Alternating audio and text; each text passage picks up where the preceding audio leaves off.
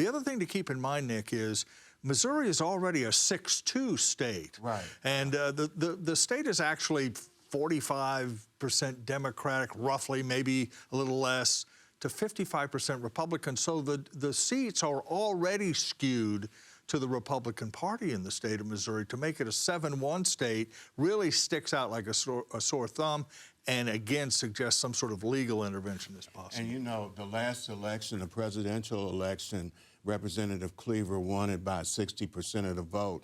And that means that he had Republicans voting for him. And when you look at places like Marshall, Missouri, and those places, they support him. One thing that I know is several years ago, there was an issue with the highway and the kids getting across the highway to get on the bus. He had a walkway built over the freeway for them to cross over to catch their school buses.